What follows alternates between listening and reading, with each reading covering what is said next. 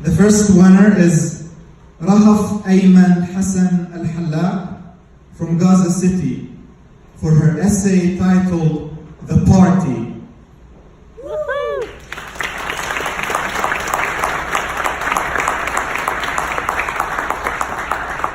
And the second winner is Nadia Faisal Siam from Gaza City on her essay 30 Minutes, 1,000 Times Over.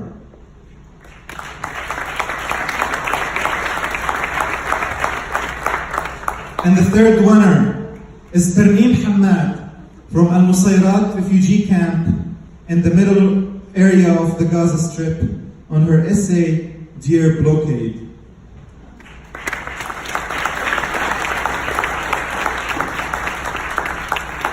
Each of the winners will receive an Amazon Fire HD 10 tablet. We started by saying the winners will receive Kindles, but then one of the participants in the essay contest actually sent us a long rant in their essay, saying, why are you sending a Kindle? Send an Amazon Fire HD tablet. But we already changed our plans before we received the essay, so it was really funny. So now I'm happy to invite my colleagues Iman Williams and Laura Tannous to join me in reading excerpts from the winning essays.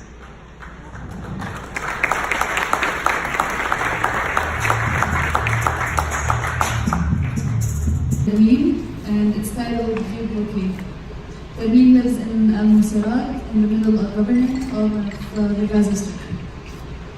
Dear Blockade, I was 14 when I first met you. You never asked me to be friends. You just took over my life. You grew as I grew. I'm writing to you because you are part of my life. Blockade, you're wrong and I want you to know that you're wrong. You're wrong because when I made it to university, I had to work 10 times harder than students all over the world using charged lanterns. I graduated thinking that hard work would pay off and I'm special enough to get a decent job. This time, I was wrong. I turned out to be special just like everyone else. I graduate and jobless. You're wrong because you taught me to it always hurts to be the one who survives. I survived 3 wars, expecting death every second and hearing familiar names dead on the news. You're wrong because I don't feel safe or free anymore. As I write, I cry, knowing how much you have damaged me, knowing how I cannot be myself because of you. Please, leave and never come back. By the time you finish reading this, we'll have both come to a conclusion about the whole thing. I had a blockade and I'm still here. That means only one thing. It didn't kill me. Thank you. Excerpts from The Party by Rahaf Al-Hallaq, who lives in Gaza City and studies English literature at the Islamic University of Gaza. It is said that waiting for a bad experience to happen is harder than living the experience itself. Israelis never respond to the results of what they started early. They always wait until it's past midnight so that their mission's result could be more successfully terrifying. I haven't reached the level of complete indifference as some people here have, but neither do I feel any great fear as some others still do. We always fear the airstrikes might cause casualties near the targeted places. And there is always the fear of things escalating and possibly developing into a serious war. But there have been enough similar nights, or as people here in Gaza have come to ironically call them parties, to convince us that the possibility is weak. Usually, everything ends with the rising sun of the following day. It's a strategy they use to scare us and remind us we are here. I wait just like everyone here waits for everything. Our life in Gaza, as some of you might already know, is a constant state of fearing and waiting. There were nearly 5 other airstrikes during that hour, and with each of them, my heart leapt into my throat, causing my guts and lungs to clench themselves until I could hardly breathe for a few moments. Then everything went back to normal.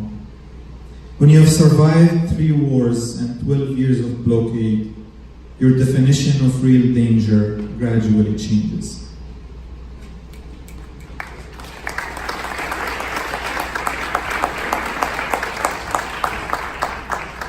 I'm going to be reading 30 Minutes 1,000 Times Over by Nadia Faisal-Siam. My dad works as an orthopedic surgeon at Gaza's largest hospital, Al Shifa Hospital.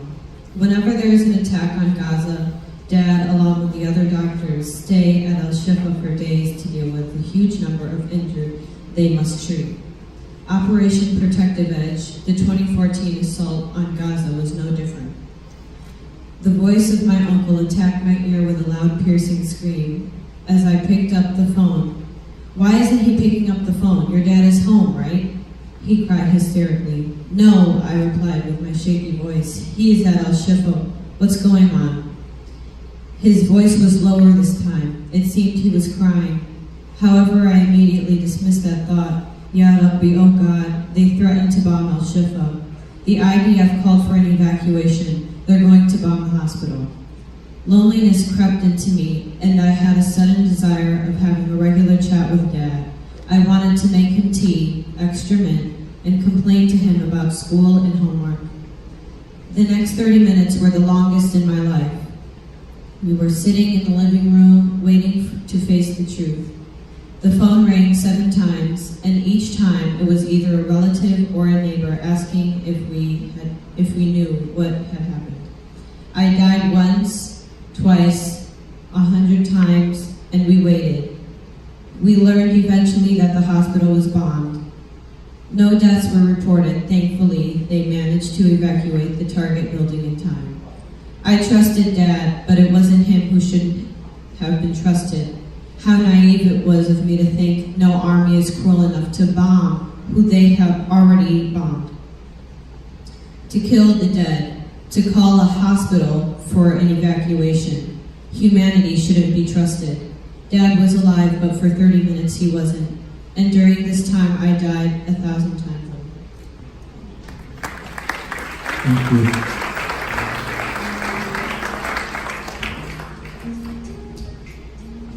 There was a delay in finalizing the results because member of the jury for selecting the winning essays, half of our committee is based in Gaza. So this week, Gaza lost 3 days out of the week to recent escalation that really made people think that they were on the verge of another 2014.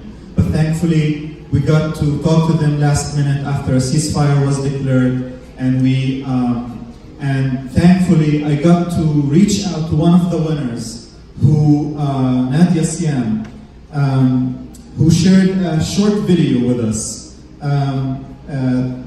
to talk about her experience writing the blockade. Nadia is one of the winners, and she's studying English language and literature at the Islamic University of Gaza. She's a writer with We Are Not Numbers Institute and a volunteer at Tamer Institute for Community Education. So while we are honored to be here reading their messages, we're also honored to see 2 minutes video that Nadia sent to us too. Hello, my name is Nadia, and I'm one of the winners of the American Friends Service Committee's Gaza Blockade Essay Contest, and I would like to talk to you a bit about my experience writing my story. First of all, let's start with why I participated. Well, I participated because writing itself is a good experience for me, especially that I knew that my work was going to be evaluated by experts. But the thing that drew my attention the most to this exact contest is its subject. As important as it is for Palestinians to speak up, sadly, we rarely get the chance to do so. And as a Gazan, I had a lot to share and talk about, so I wrote my story, 30 minutes 1,000 times over, in which I talked about my experience waiting for my father to get back home safely from his work in the hospital during the 2014 assault on Gaza. I believe writing about my life under the blockade is important because I'm more than just a number shown on TV, or maybe not shown at all but stereotyped and silenced. My story defines me, but it also defines my people, Palestinians, who face such experiences on a daily basis, and we have the right to be heard, read, and stood up for. And here comes your turn. Choosing to side with the aggressed is indeed great, but at this stage it is not enough. Knowing the truth about our lives in Gaza makes you responsible to act on it. Do not underestimate the power of your voice. Make it louder than the dehumanizing media. Talk to people. Tell them about the siege, the blockade, the continuous suffering of the Palestinians under the military occupation. Tell them the stories of us, Gazans. Spread the truth. Thank you.